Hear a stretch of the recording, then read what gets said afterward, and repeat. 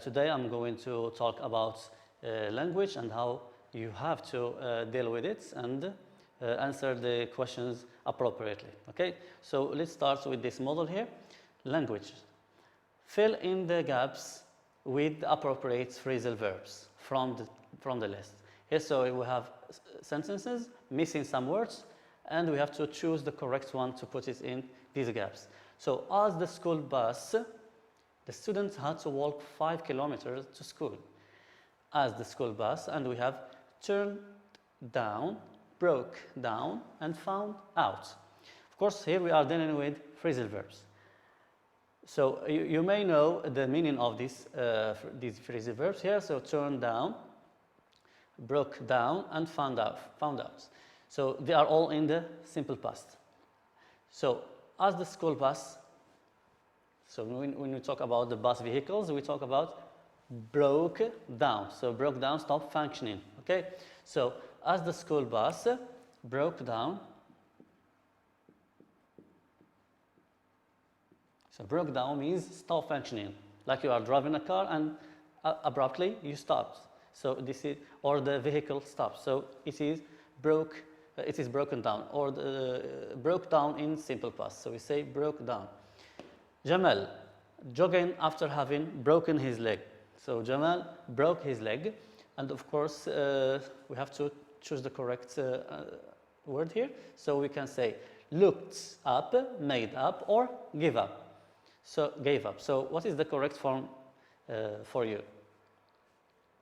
So Jamal, of course, gave up, which means stops doing something. So we say give up, stop doing something. So he stops jogging after having broken his leg. So we say Jamal gave up. Fine, good. Let's move to B.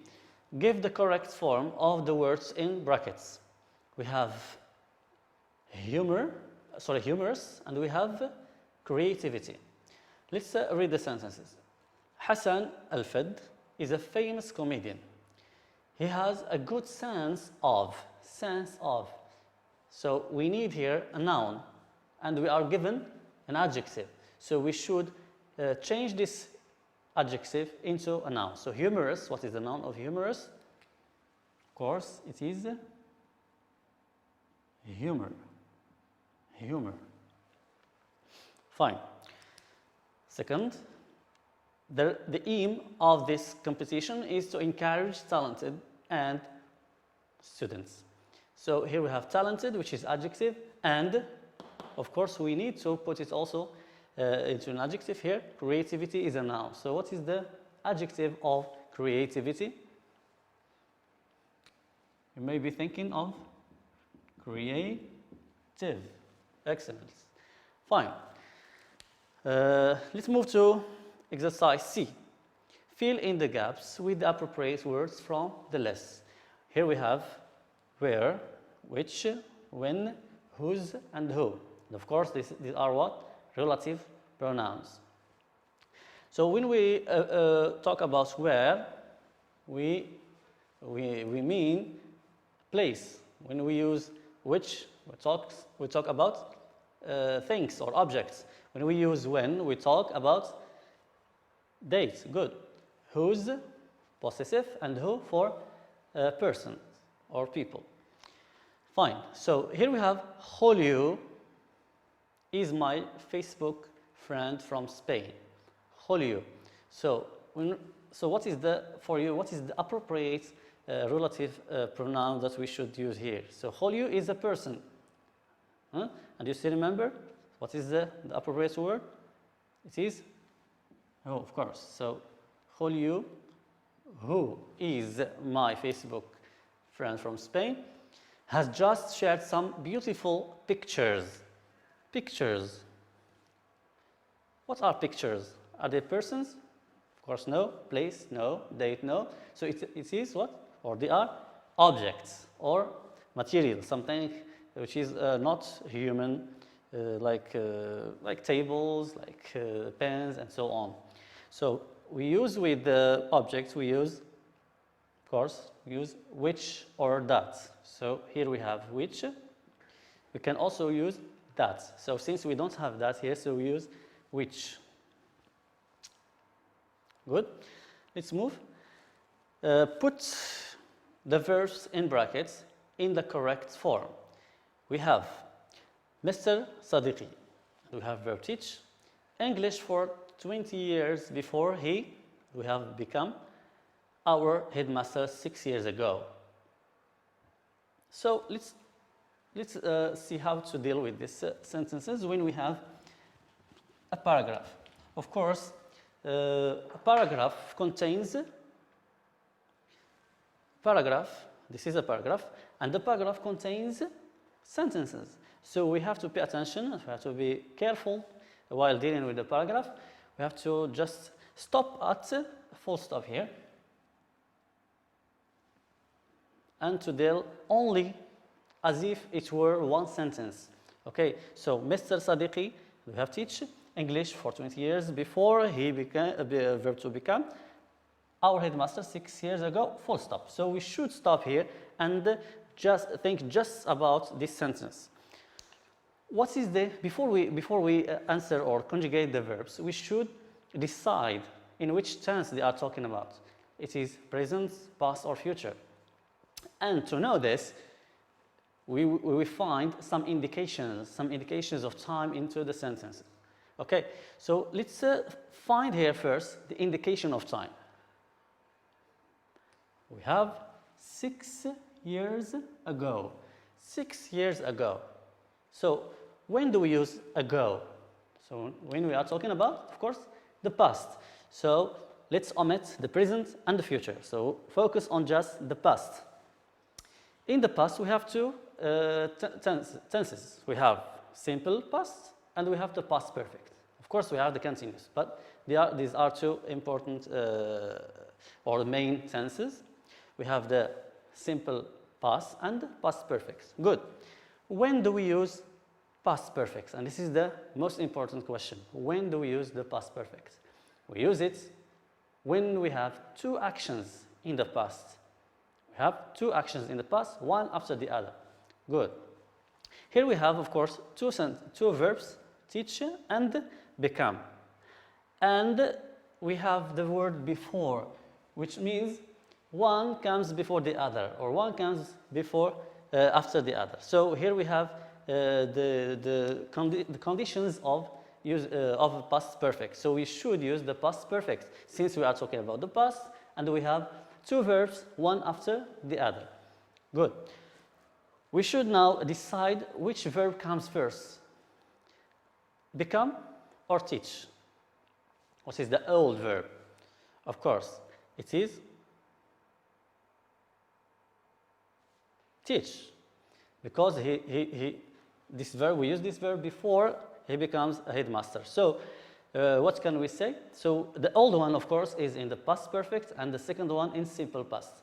So we should conjugate teach in the past perfect and conjugate become in simple past. What can we say? So the form of past perfect, do you remember? We put had plus the past participle of teach. Good. But teach is irregular, so we cannot add ed. So what is the past participle of teach? We say teach, taught, taught. So we say had taught. Had taught. Fine. So Mr. Sadiqi had taught English for 20 years before he, so verb to become in simple, in the past simple. In the past simple we say became. Great. So the sentence is Mr. Sadiqi had taught English for 20 years before he became our headmaster 6 years ago. Good. Here we start another sentence. Another sentence and another tense.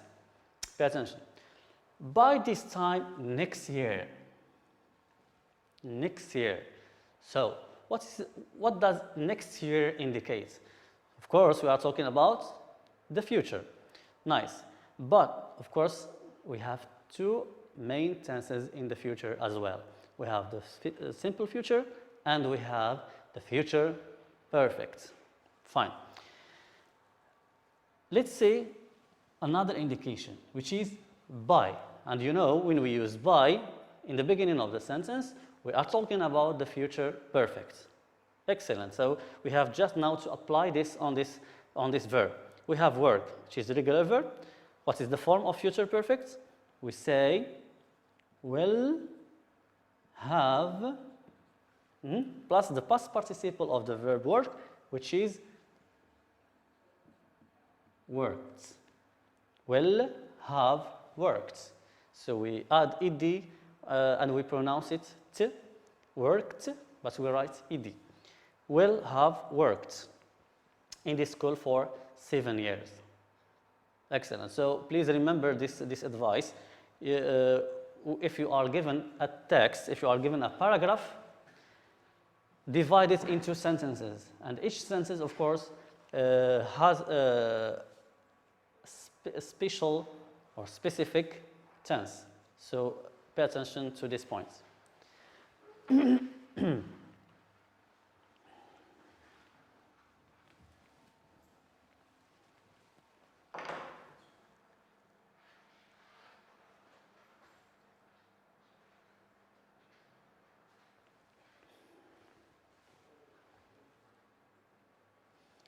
Good. So let's move to exercise E. Correct the underlined mistakes. So here we have some mistakes and we are asked to correct them. Good. I will invite Kamal to the party if I had known he was in town. First, let's see the nature of this sentence. So we have here if, which means it's conditional. Now let's discover what exactly the type of conditional we are dealing with. So we have if plus had known. Had known. What is the form of? This is the form of past perfect. Had plus past participle. So since we have if plus past participle, past perfect, now we are talking about conditional type 3. And conditional type 3, if we continue the form, we find would have plus past participle. Would have plus past participle. So we should not write will invite, but we should write I would have. Invite in past participle. Invited. I would have invited. So we should change this will invite into would have invited. So the sentence is I would have invited Kamal to the party if I had known he was in town. He was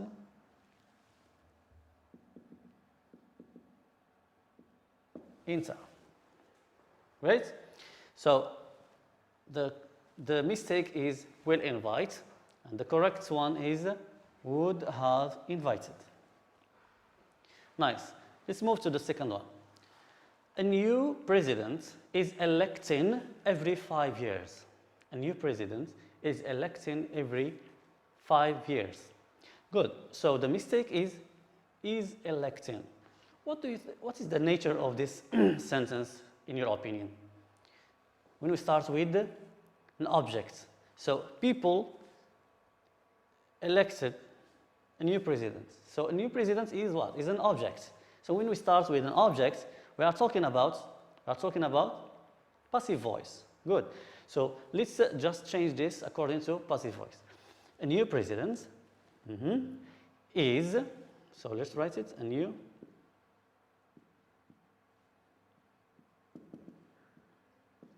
okay, so an object plus the verb to be is.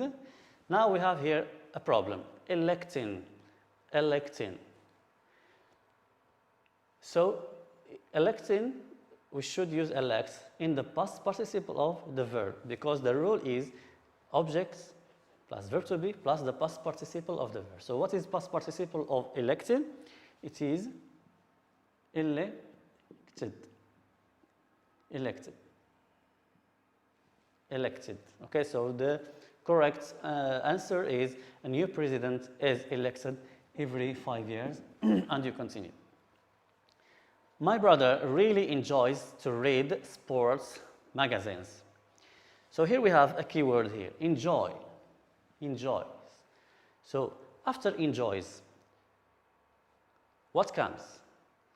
Infinitive or gerund? When we say enjoy, love, hate, so these emotional verbs. So we use, after them we use gerund. So what is the gerund of verb to read? It is reading. It is reading. So we write, my brother really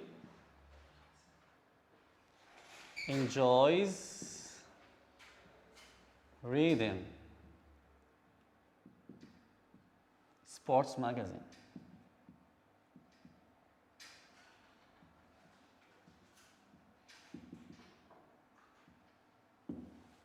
Good. So enjoy, after enjoy, we have, of course, we have gerund. So enjoy reading sports magazine. Now let's move to the last section in this language part. Match each expression to its appropriate function. So here we have the expressions, and in the other column we have their functions. Let's read the expressions first. Could you help me with my language, please? I am terribly sorry for the mess I have made in the kitchen. For me, hard work always pays off in the end. I definitely share your opinion on this problem.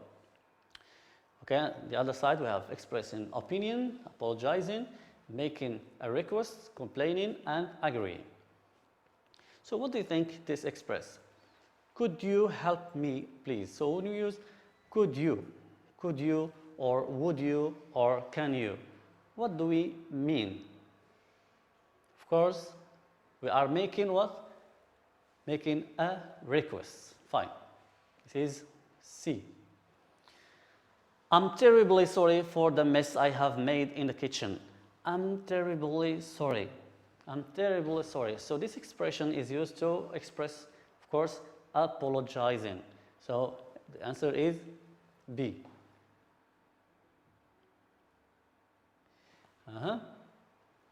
And number 3, for me, when I say for me, or in my opinion, or as I see it, so I express my opinion.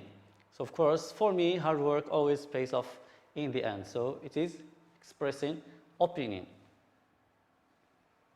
The last one, I definitely share your opinion. So share, to share with someone something, so to have the same thing. So like I share the opinion, which means I have the same opinion as yours.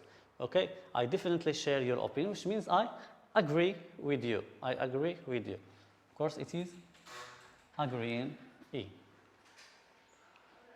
Okay? So now the last exercise.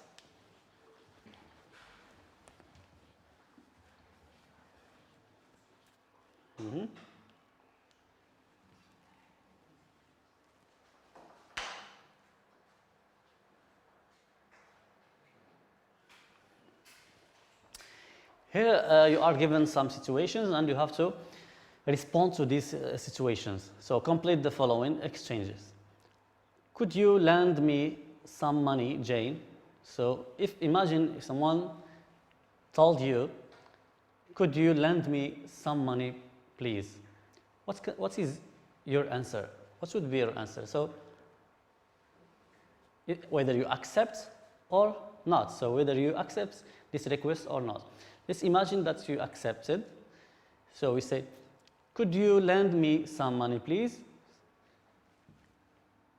You say, yes, of course. Yes, of course. This is if you accept. If you don't accept, if you don't have money, for example, what can you say? You just say, I'm afraid I don't have for example, I don't have enough money. Fine. So what is important are these expressions. Yes, of course, and I'm afraid I don't, or I'm afraid I can't, and so on. So either you accept or not. So if you accept it, you say, yes, of course, yes, sure, no problem, with pleasure, and so on. If you don't accept, you just say, I'm afraid I don't have money, or I'm sorry I can't because I don't have, or something like this. Good. This is the answer. So I'm so sorry, sir. I'll get you another one. So here we have a waiter and a customer. So what would be the question in this situation? I'm sorry, sir. I'll get you another one. So I think that the food is not good, and the customer is complaining. So when we complain about a situation, what do we say? We say, I'm sorry to have to say this, but the food is, for example, bitter. So bitter or something like salty, or it's not good tasting. Nice. So by answering this question, we come to the end. Thank you very much for being here, and I hope you have enjoyed the lesson and benefited from the answers. Thank you very much, and see you with another lesson.